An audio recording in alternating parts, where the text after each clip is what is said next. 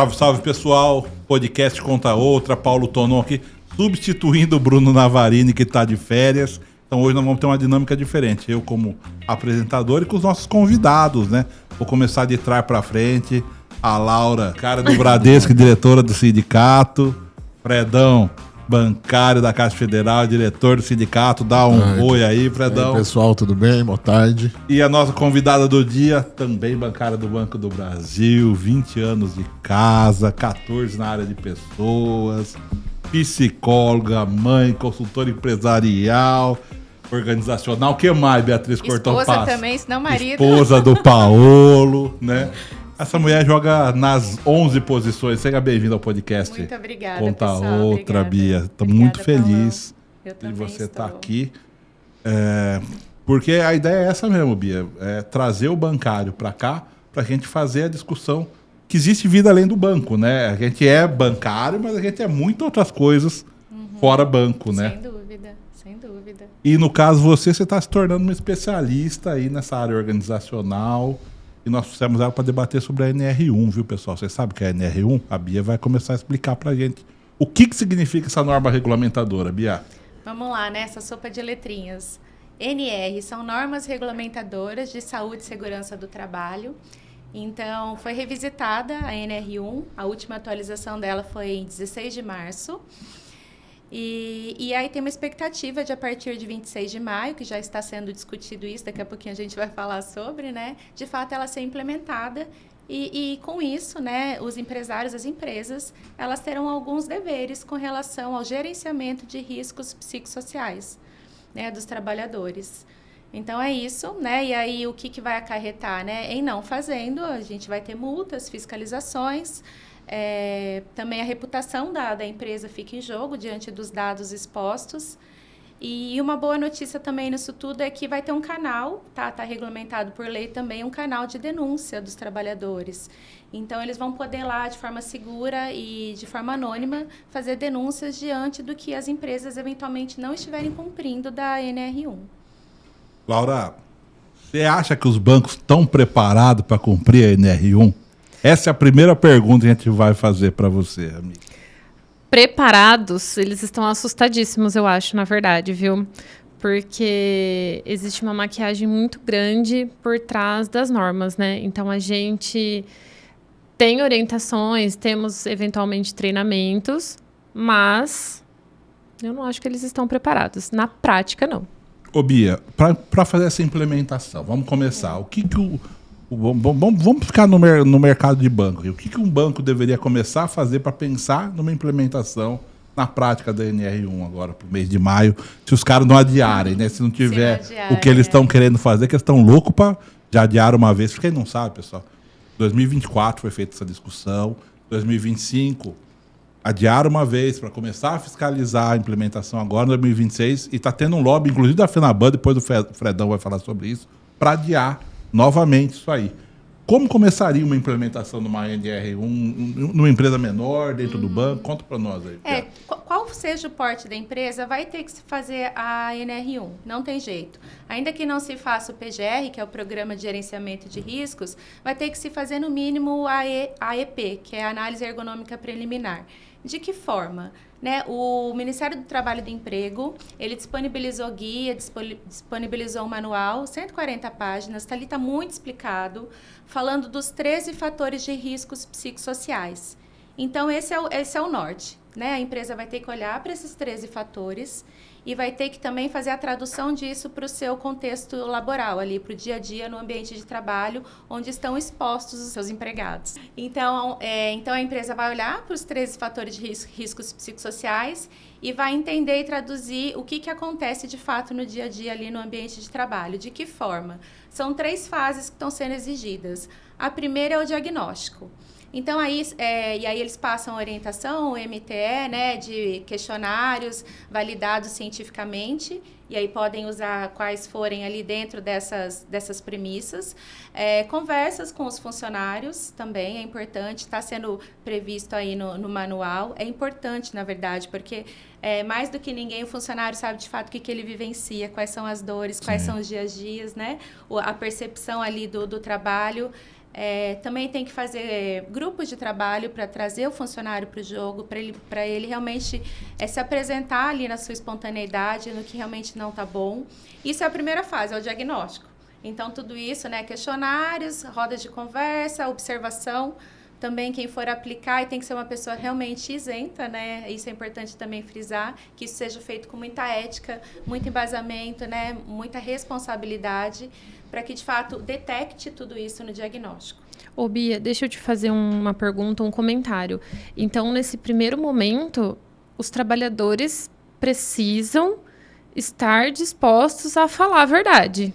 Perfeito, Laura. Eles precisam. A primeira coisa, um passo atrás, antes mesmo até do diagnóstico, é essa conversa clara, transparente, né, declarada para todo mundo ali. Porque eles são os principais atores. É para eles que nós precisamos olhar de fato e de forma genuína. Né? Falar, olha, esse trabalho vai ser feito para vocês. É aqui que mora um dos principais problemas, principalmente pensando nos bancos privados. As pessoas têm medo de conversar com nós, que somos do sindicato. Qualquer situação que pergunte, como que é a situação no banco, o que você acha disso ou daquilo, vai gerar um medo. Eu acho que vai gerar um medo, porque é um pouquinho do que a gente vê. Então, vai ser bem interessante quando isso começar a ser colocado em prática, a gente observar o comportamento dos funcionários, né, gente? Porque tudo que você passa a ser avaliado, você já assusta. Aproveitando esse gancho, né? A gente, antes de você chegar, Beatriz, a gente estava falando que o Bradesco demitiu um vigilante, nem é da nossa categoria, mas ele esteve aqui porque ele organizou uma paralisação numa agência aqui do Bradesco. Depois de ficar 6 meses sem receber fundo de garantia, viu, pessoal? Sem receber salário. Aí o cara, depois de 6 meses, cansou, organizou, e aí o banco mandou ele embora. E aí, claro, né, não tem respaldo do sindicato dele, acabou procurando a gente. Mas eu acho que isso, né, Fred, para te incluir um pouco na conversa, é um exemplo da grande dificuldade de colocar esse modelo em prática. Porque os patrões brasileiros não estão preparados para esse tipo de coisa, né, Fred? Não estão, né? Aqui é o lugar de como que é, mais emprego e menos direito, né? Infelizmente, principalmente no banco onde a gente está inserido, a nossa categoria. Por que os, né, como vocês estavam falando, que os bancos estão querendo adiar? Porque a categoria bancária é a categoria que mais adoece no país. É a categoria onde todo mundo tem todo tipo de coisa, desde, né, de uma dor de garganta, tá tudo, um burnout. E aí, como a Laura disse, o pessoal do banco privado, eu sou da Caixa Federal, mas principalmente o pessoal do banco privado é o pessoal que morre de medo de tudo. Com razão, né? Com razão. Por quê? Porque acontece isso que o Tonão acabou de falar. Você vai reclamar, você vai dizer alguma coisa, você vai marcado ali na lista... Né? A lista vermelha ali, pode falar. É importante também que o cuidado desse questionário, de todos esses instrumentos nesse momento do diagnóstico, eles terão que ser feitos por setores, porque cada setor tem uma realidade. Sim. E essa pessoa que vai aplicar mesmo os testes, bancos e outras empresas, essa equipe, né, vamos assim dizer, que vai orquestrar tudo isso. Aí em grandes empresas tem CIPA, tem SESMIT, enfim, tem os canais de denúncias também, né, anonimatos, tudo mais, mas sempre com essa questão do sigilo ali. Eu sei que na prática, para muitas empresas, isso é um desafio, né, para muitos trabalhadores, porque não está instalada ali, né, uma relação de segurança, de segurança psicológica. Exato. Né? Mas esse é um momento que eu vejo como uma grande oportunidade para a gente conversar sobre tudo isso e buscar atravessar da melhor forma possível para que haja uma maior conscientização. Talvez seja a oportunidade do banco mostrar que ele é capaz de mostrar que tem boa vontade, né? Pelo menos. Né? E na verdade, assim, como é que é feito esse diagnóstico? Cada empresa faz de um jeito ou existe uma forma de que ele deve ser feito? Não, existe assim, onde não fala exatamente qual instrumento, é colocado, oportunizado instrumentos validados ali, né? E tudo isso vai ser passível de fiscalização depois, né? Então, existem alguns instrumentos, o banco mesmo, o Banco do Brasil usa o HSEIT, não sei se vocês já ouviram falar, tem alguns que outras empresas aplicam, né? Tem o fala pra gente o que é. Tem o questionário psicossocial de Copenhague, que eu trouxe aqui também, que algumas empresas aplicam, inventário de avaliação de riscos, escalas de estresse ocupacional, inventário de burnout, enfim, tem várias sopinhas, né, várias letras aqui, mas assim, tudo isso sempre, isso é importante reforçar, também trazendo a conversa com o trabalhador. Não pode ser só um instrumento, mas tem que ser vivenciar a realidade deles, investigar, entender o que dói, entender até o que não é dito. Isso é muito importante, né? Por meio da observação e dessa investigação. A gente já usa, né, a NR, só que não a NR1. A gente 17. usa a NR17 para parar banco quando está sem ar-condicionado, né? Isso. E essa é uma das NRs que a gente pode usar. A gente usa, no Bradesco a gente usou a de ergonomia, Sim. se eu não me engano, a NR13, né? É que agora, assim, a NR1 ela veio para integrar essas NRs, né? Na verdade, o risco psicossocial vai fazer parte de riscos ocupacionais, que são esses que vocês já bem disseram aqui. Agora vai dar essa robustez olhando também para o risco psicossocial. Mas é tudo interligado mesmo. Inclusive, lá nos 13 fatores, muito se fala de ergonomia, porque também está tudo interligado, né? Só que agora olhando um pouco mais, com mais profundidade mesmo, né? Mais cuidado do trabalhador. Nós estamos para gravar um vídeo do Bradesco, porque as mesas do Bradesco mudou, pessoal. Parece uma onda. Ela parece uma onda, aí fica os funcionários tudo torto na mesa, para ficar bonito para quem vê. Aí é possível um negócio desse, Laura? Não é possível, gente. Tá vendo? É só imagem, tá? Só imagem. A preocupação não é imagina essa. como que tá a mesa do Bradesco para trabalhar agora, Beatriz. Agora, assim, o que é importante? Como que a gente pega isso, né? Que eu acho que é uma preocupação que vocês estão trazendo.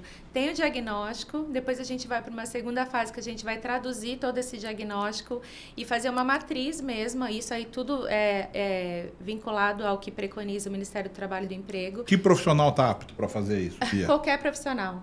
Ah, não é uma pessoa de uma área específica. Não é o psicólogo, não é o de segurança do trabalho, o técnico de segurança do trabalho, não é o advogado trabalhista, é quem estiver instrumentalizado para realmente aplicar. Por isso está tendo muitas discussões nesse sentido. É necessário, mas tem que ser alguém, vamos dizer, fora da empresa ou pode ser alguém da empresa? Pode ser da empresa, mas desde que tenham esses cuidados que eu falei, do sigilo, do anonimato, né, do não enviesar as coisas, fazer de forma ética mesmo.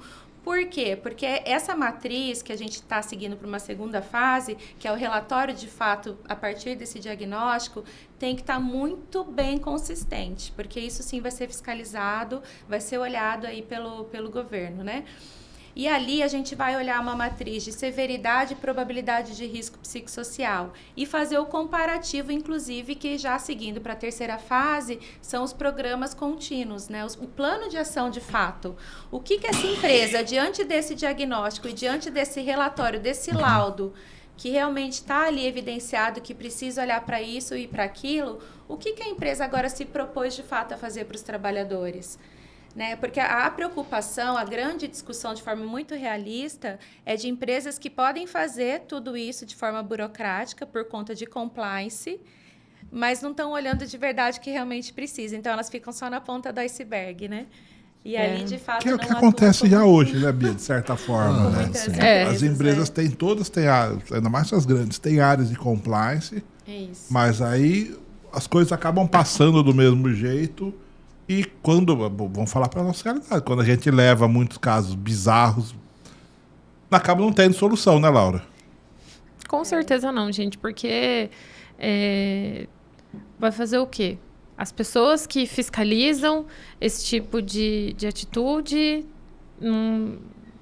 Mas veja, quando a gente considera, né, essa implementação excelente, a gente quer que ela aconteça sim. Eu acho que em maio. Porque justamente pelo que você falou, é uma oportunidade de conscientização, de debate.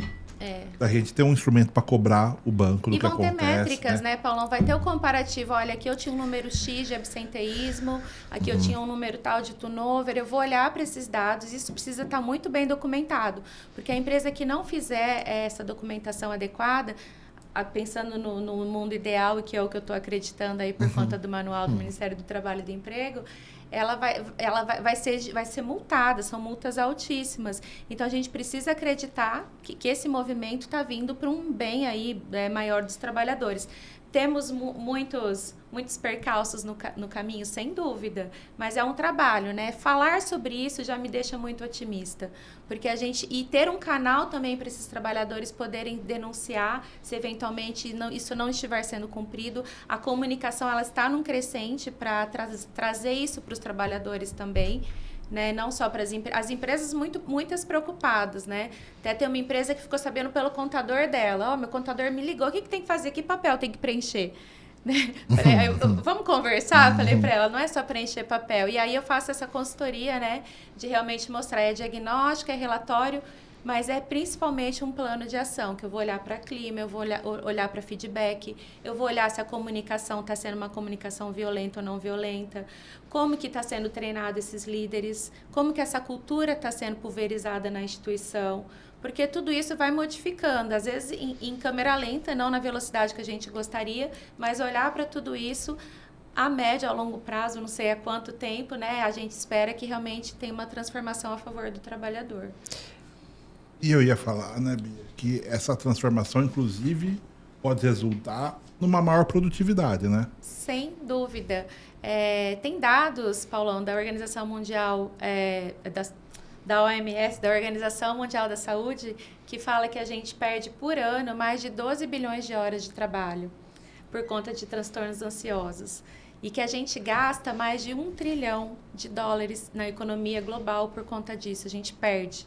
Né? Então, são dados a favor dos empresários que olham para isso e entendem que engajamento, pertencimento, valorização, dialoga e conversa muito com produtividade, sim, com retorno financeiro, e que as coisas elas não precisam se truncar. Na verdade, tudo isso pode caminhar para o bem de todo mundo, desde que ofereça que esse lugar, que esse CNPJ ofereça um lugar digno de trabalho para os trabalhadores, para os empregados. Essa é a questão, né? De certa forma, né, Fred? É como a escala 6x1, né? Por que a gente defende a escala 6x1? Além de ser a discussão de mais horas para o trabalhador ter um descanso, para o patrão também pode ser legal, né? Sim, com certeza. Quem trabalha contente trabalha melhor, vamos dizer assim, né? Você tem que ter, a gente sempre fala, você tem que ser feliz onde você trabalha, você tem que ter um ambiente legal, né, um ambiente gostoso, aquela que... Não quando você acorda de manhã, você fala, putz, de novo. Sim. Mais uma vez, não aguento mais aquele lugar. Muito diferente de você chegar lá e falar, bom, que legal, vamos fazer isso, né? Você ter um ambiente legal, é exatamente isso que você falou. Hoje Bia. Do banco a pessoa acorda e fala, que legal hoje, o banco. Hoje o cara pega, se ele não toma um Rivotril, ele já tá ligando pro psiquiatra, né? Porque... Com a musiquinha do Fantástico, o bicho pega de domingo. É assim, ó, principalmente igual hoje mesmo. A gente correu as agências aí da Caixa e a gente recebeu inúmeras reclamações disso aí, de estafa, de assédio, de pessoas reclamando que não aguentam mais fazer aquilo. Nós estamos falando aqui de ambiente de trabalho, você não viu ainda, porque a gente começou a distribuir hoje essa revista. Uma capa da revista nossa semana é um rato de paraquedas que excedeu o teto da agência da Caixa de Avaré, que caiu rato na cabeça de todos os funcionários. Tá infestado. Tinha rato dentro do pote de açúcar. Você acha que a Caixa Federal, empresa com 90 mil funcionários, tá desse jeito, caiu o rato da cabeça de todo mundo lá. Laura, fala pra mim. Você com um ratinho. Você ia gostar? Você ia trabalhar feliz na Caixa? Eu não punha nem meus pés pra dentro da porta. Simplesmente eu sairia correndo e não ia querer saber de voltar, porque quem tem medo realmente é assustador. Imagina. E aqui era algo que eu gostaria de falar, a importância do nosso trabalho enquanto sindicato, porque a gente precisa, a gente já faz esse trabalho. Então a nossa demanda de denúncias é muito grande, todos os dias, em todas as agências, em todos os bancos, tem alguma coisa acontecendo. Então a gente precisa... As pessoas não imaginam o quanto alguém trabalha aqui, né, Laura? Não, Fala pra mim, você que tá com a experiência de que 4 meses liberado aqui, 5 meses. Efetivamente isso aí, 4 meses. Você imaginava que era assim? Jamais. E assim, eu não imaginava que era essa demanda, não imaginava não que eu não imaginava a importância do nosso trabalho, mas os bastidores do nosso trabalho, sabe? Porque é muito mais do que uma denúncia. Gente, o acolhimento que a gente faz é muito significativo. Então, a gente ter esse acompanhamento para entender de perto, né, com os funcionários, no dia a dia, como está sendo feita a implementação de cada etapa, é muito importante, porque nós somos um sindicato atuante. Sim. Então, a gente conhece os bancários, né, especialmente cada um assim do seu banco, mas, em geral, a gente percorre todos os bancos, todas as agências, pelo menos uma vez cada um, né? Então a gente conhece as pessoas, a gente sabe quando alguém chega e fala assim, será que eu posso? Será que vai dar certo? Será que eu respondendo, será que vão saber que fui eu que respondi isso? Como que isso vai acontecer? Então a gente precisa ter essa clareza da importância dessa norma para que a gente possa tranquilizar os nossos bancários para falar, gente, respondam, agora é o momento. Sim. Então, o nosso papel vai ser muito importante para orientar, né, os bancários. E a NR1 vai ser super importante para isso, né, Bia? Porque, de certa forma, é mais um instrumento para a gente usar para chegar no banco e falar assim, ó, cumpra. Exato. E assim, eu tenho uma empresa, até para dar um exemplo, que agora eu estou prestando consultoria, que ela me procurou porque ela estava tendo muita demissão. Ela não estava entendendo, né, a gestora. Funcionários pedindo a conta. Então, o que eu quero dizer com isso? Que muitas vezes... isso, na verdade, é o risco, o problema, né, vamos assim dizer, o risco psicossocial, ele não surge de repente, né? Ele acontece em silêncio ao longo do tempo, né? Então, assim, eles só percebem quando estoura, quando tem uma perda, ou de faturamento, ou uma perda de pessoas de uma vez, e aí realmente acende um sinal de alerta. Mas as coisas, elas acontecem, recados são dados o tempo todo.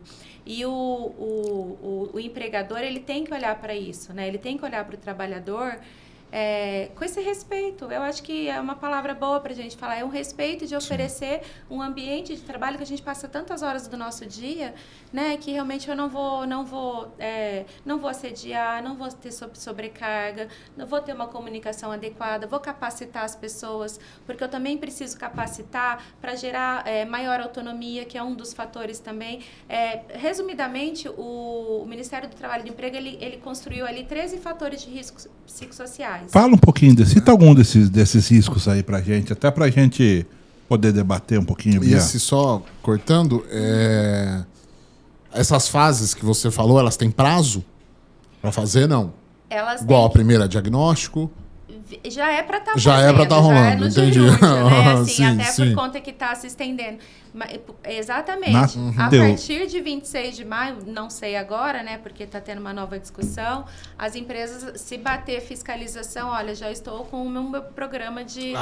Já tem que estar pronto, então. Na teoria, Fredão, o que aconteceu? Essa lei foi aprovada em 2024. Sim. Isso. Então, era para ser implementada em 2025, aí o que todo mundo falou? Não dá, muito em cima, tal. Agora 2026. Então, assim, o pessoal tá atrasado, né? O pessoal já deveria estar fazendo isso, né, Bia? Sem dúvida. Tempo teve, né? Tempo teve, exatamente, Fred.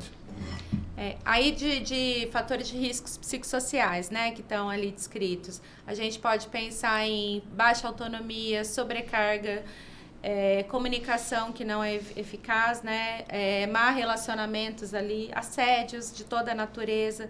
Então, esses são, assim, os principais, e deles tem alguns desdobramentos ali, mas que esses são os fatores. O que a gente discute na NR1 são os riscos de fato. Os fatores, eles podem promover riscos. Essa é a matriz, e isso é tudo que tem que ser feito e olhado. Então, por exemplo, o fator sobrecarga. O fator sobrecarga, ele tem uma chance de causar dano à saúde do trabalhador, gerando um adoecimento para ele. Quando os funcionários de uma empresa começam a adoecer e é identificada a sobrecarga, esse adoecimento é o risco que a sobrecarga, que esse fator promove para esse risco. Entende? Tem uma sutil diferença ali, mas ela é muito importante para a gente olhar e atuar e atacar de fato esses fatores. Uma empresa que não oferece autonomia para os seus funcionários, eu vou ter que olhar para isso, porque isso pode me gerar retrabalho, pode me gerar questões de trabalho que, como consequência, vai me gerar estresse, burnout, enfim, e que é o risco, né? Então, aí são essas as questões. E aí tem várias aqui que a gente pode pensar. Eu preciso melhorar a minha comunicação numa empresa, ela precisa ser mais transparente, mais honesta, mais objetiva, porque uma comunicação que muitas vezes tem muitos ruídos, fala-se uma coisa, faz outra, né? Isso é muito comum. Eu teorizo de um jeito, pratico de outro. Sim. Então, tudo isso vai deixando o funcionário emocionalmente, né? Pensando na saúde mental dele, muito adoecido. E isso, de fato, é o que a gente está precisando olhar, né? Precisa já. A NR1 está atualizada, mas se a gente pensar no histórico, a gente está falando disso desde 1970, né? Agora que as coisas estão crescendo e, felizmente, a gente está conversando mais ativamente sobre tudo isso.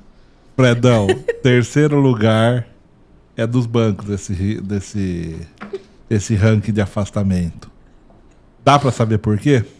Tudo isso que a Bia falou encaixa pra gente? Sobrecarga. Encaixa, aliás, são 13, né? Que a Bia falou. Dá pra fazer bingo, Dá Fred? pra fazer uns 15, né? Dá pra colocar até uns 2 novos aí. Colocar Você no deu banco. uma ideia pra uma charge pra nossa revista, na hora que a gente for fazer isso, hein?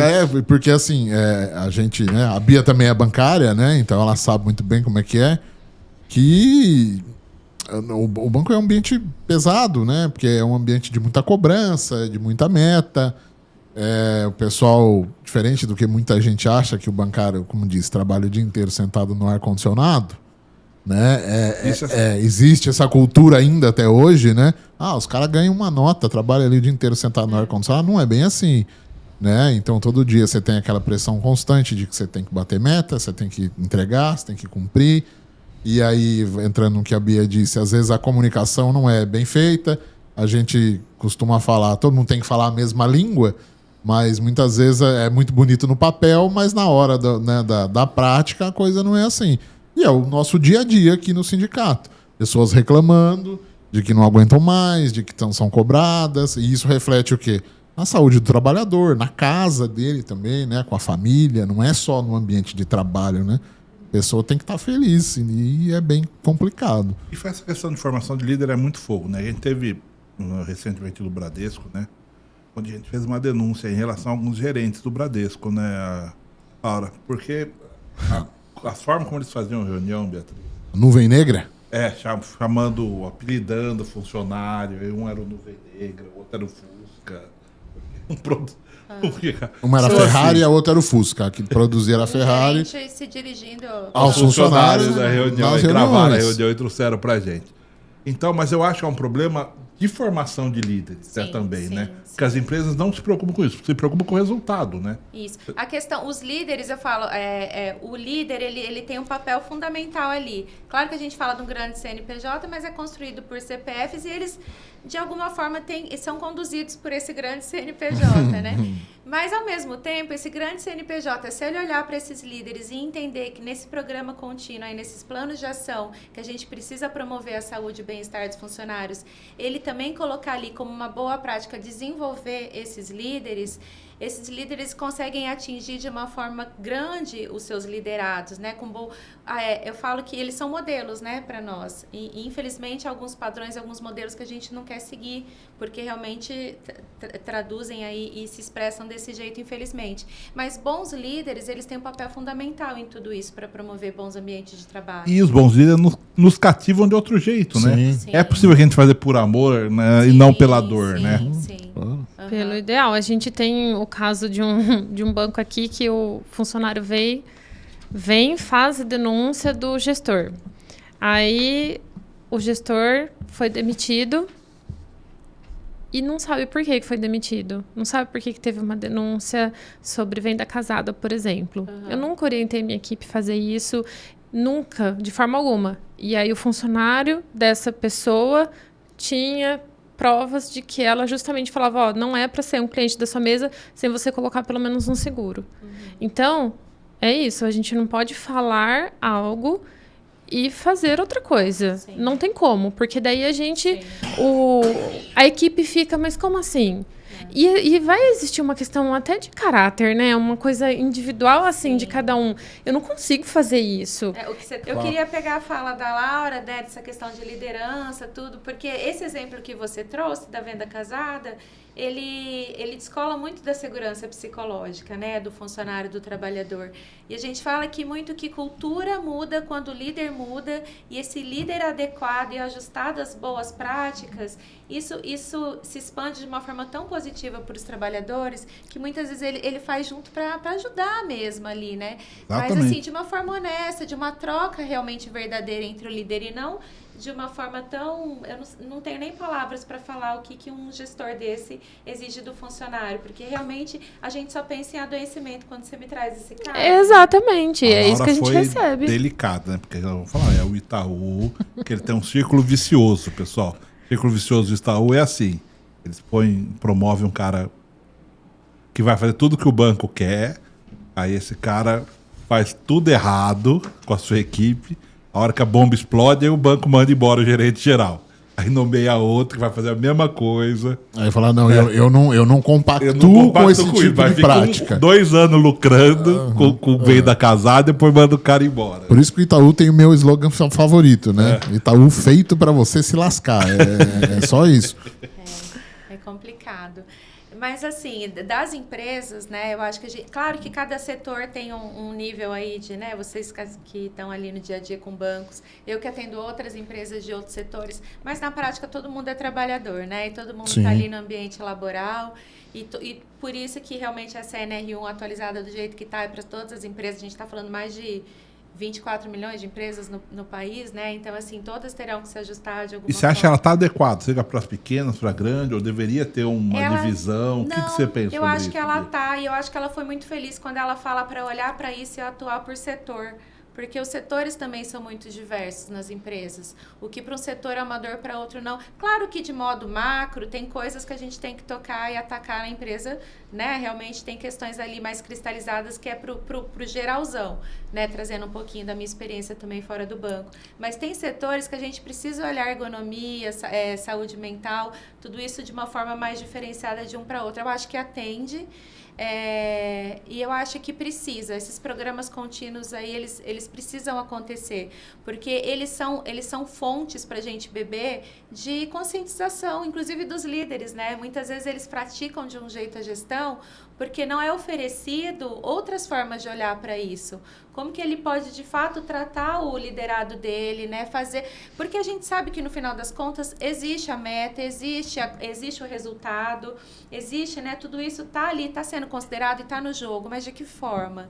Né? Como que tudo isso eu posso conversar e tratar no dia a dia com os meus empregados? Esse é o grande ponto. É bom você falar isso, que aqui ninguém faz voto de pobreza. Quem quer que os patrões lucrem bastante, porque às vezes confundem aqui o sindicato, né?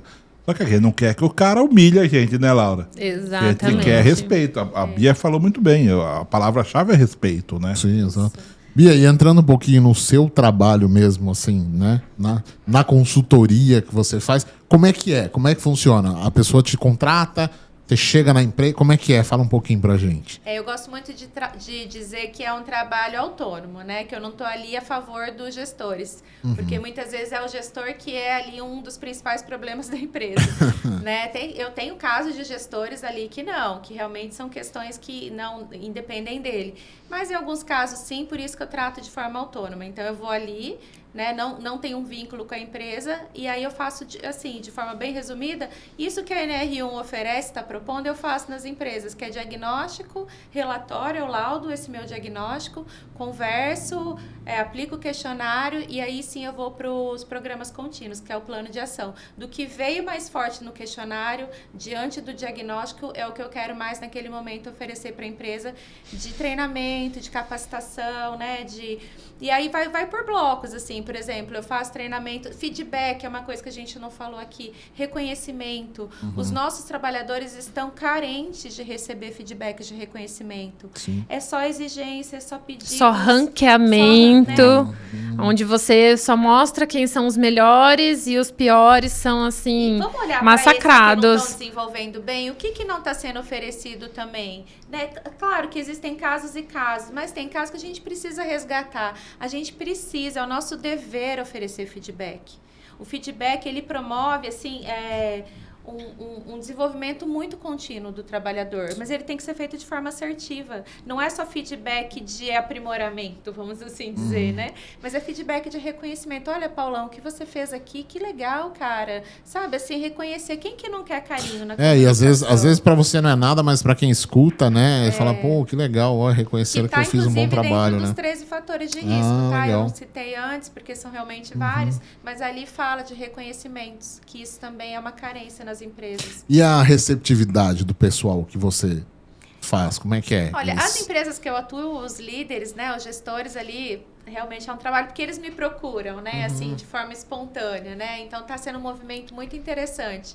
Mas tem muitas empresas que eu converso, enfim, assim, que esses mesmos gestores me passam, olha, nossa, a gente tá fazendo isso aqui, mas fulano, de outra empresa, às vezes do mesmo ramo, por exemplo, tá deixando rolar, vamos ver o que vai dar, né? Então, assim, tem ainda esse tipo de empresa, mas num cenário feliz, eu tô muito otimista, eu tenho visto um movimento muito positivo e proativo de muitas empresas, procurando de fato olhar para isso, mas não como compliance, como a gente falou, mas como uma grande oportunidade mesmo, né? De desenvolvimento humano, de saúde mental dos trabalhadores. Eu acho que quanto mais a gente falar, mais disseminar tudo isso, é ganho inclusive para a empresa, né? A gente fala. Pergunta até de leigo agora, Bia. O que você recomendaria como reconhecimento para um patrão fazer para o seu empregado? Porque aqui em banco a gente vê que tem muito troféu. Sonho de O valsa. bonzinho sonho de valsa. Vale iFood. Vale iFood do banco. Essa é uma grande confusão, né? É. E a gente... É como se, de alguma forma, empresas que fazem só isso, né? Eu acho que, claro, um carinho, uma coisa ou outra, mas isso tem que ser secundário.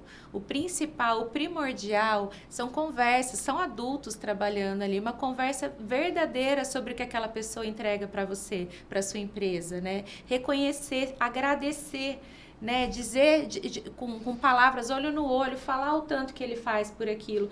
Porque muitas vezes o trabalhador vem com questões de fora que mesmo assim ele tá lá, ele tá trabalhando e ele tá entregando, e ele tá junto, e aí passa o dia inteiro e ninguém olha, e ninguém percebe que ele não tá bem. E ele tá entregando e no final do dia ninguém agradece nada para ele. Eu falo assim, é claro que não dá para agradecer todo mundo o tempo todo, mas a gente pode organizar, estruturar assim momentos para isso. Mas momentos assim de estado de presença, né, em que os líderes olham para aquele liderado, né, e realmente façam essa conversa, uma conversa adulta, franca, de gratidão mesmo, porque a gente trabalha muito, né? A gente faz muita coisa nos nossos trabalhos. É muita parte do nosso dia, é muita energia que a gente despende. A gente sabe que é uma troca, né? Tem uma troca ali, tem uma questão salarial, mas a gente não pode, não deve olhar só para isso. São seres humanos se relacionando acima de qualquer coisa. E assim, um outro recado que eu acho que é importante a gente refletir, que a gente precisa, como eu disse, estado de presença e cuidado, realmente, trocas verdadeiras no nosso dia a dia, inclusive no trabalho. Então, eu vou observar, é uma provocação que eu faço para os grandes empresários, pequenos empresários, para todo mundo aí que tem uma empresa e que tem uma galera ali junto, né? Corta, quando vocês podem falar galera, né? Pode, pode falar o que você quiser. E assim, é um recado para os empresários, para as empresárias, né? Para todo mundo que tem ali um CNPJ e que tem pessoas trabalhando ali no seu guarda-chuva. Observe seus funcionários, seus trabalhadores. Observe o ambiente que você está oferecendo ou que não está oferecendo para eles. Né? A gente passa por 4 fases até o adoecimento, né? Então, eu vou falar de um estado de normalidade, que é o melhor dos mundos para todo mundo, ser humano. Aí eu vou para um estado de cansaço, né, que já é um ponto de atenção. Desse estado de cansaço, e aí sempre no sentido de olhar para o que aquele ambiente do seu emprego, do seu CNPJ está oferecendo, eu posso caminhar o meu funcionário para um estado de fadiga, e aí sim eu vou para um último estágio, que é o adoecimento. Então, assim, em tempo, né, olhe que momento que seus funcionários estão, faça essa avaliação, faça esse diagnóstico, faça essa intervenção, mas faça de forma verdadeira, né? Promova programas contínuos de saúde mental e ofereça tudo isso para o seu funcionário, que no final das contas está te oferecendo muito do dia dele para você e para sua empresa. Faça essa troca, que essa troca vai ser boa para todo mundo. Eu acho que é um grande recado esse. Maravilha. E aí, não menos importante, por último, mas não menos importante, e para quem quer te contratar? Bom, tem meu Instagram, né, @psi, de psicóloga, Psi, Beatriz Cortopassi. Meu celular é 14-99165-7010. Tá? Então, estão Maravilha. nas redes e é um prazer conversar com quem me procurar. O Adriel vai pôr na tela, vai pôr na descrição no final do vídeo aí. Isso, as informações. Algo a acrescentar, Laura? O que você achou do bate-papo de hoje? Achei muito importante, acho que é muito valioso trazer para o nosso diálogo que é possível existir lideranças que sejam leves e que se importem verdadeiramente com as vidas que estão ali, né? Porque é o que você disse, são 8 horas do nosso dia, 6 horas. 8 horas dormindo, 8 horas trabalhando e 8 horas fazendo outras coisas. Então, são pessoas que se tornam amigos, eventualmente cônjuges até, pessoas que a gente leva verdadeiramente para a vida. Então, a gente precisa ter leveza no nosso ambiente de trabalho. Saber receber críticas quando são necessárias de alguns comportamentos, quando a pessoa tem uma posição de liderança, saber escutar aquilo que, no caso, o seu liderado tem a dizer, sem achar que, então vem fazer como eu faço, sabe? Porque também é algo que existe. Eu acho que essa proposta e o nosso diálogo e o nosso papel será fazer com que as pessoas entendam que é possível esse momento de leveza e de diálogo. Fred, acho que nós vamos ter que contratar a Beatriz para cá também ou não? Com certeza, não. Por mim já está contratada. Para fazer o estudo aqui, que tem funcionário para caramba aqui também, né? Tem que fazer. A gente também é patrão, né, sim. Fred? E é isso. Eu acho que foi muito interessante, né? Muito esclarecedor, principalmente para a gente que está aqui e também para quem está assistindo. E tomara que, no nosso caso, os bancos façam o dever de casa, façam o que tem que fazer de uma forma transparente, como você falou, e que melhore a vida aí de todo mundo. Bia, algo para finalizar? Não, da minha parte só quero agradecer. Tenho uma relação já de anos com o sindicato, né? Uma casa aqui que sempre me acolheu em momentos de dúvidas, de consulta, desde que éramos de agência, né, Paulão? Então, é um lugar ali que eu sei que eu posso contar e que eu tenho muito respeito e muita admiração pelo trabalho de vocês e agradeço a conversa e a oportunidade. É recíproco carinho, né, pessoal? Bom, esse é o podcast Conta Outra. Compartilhe, dê o seu like. Semana que vem a gente tá de volta.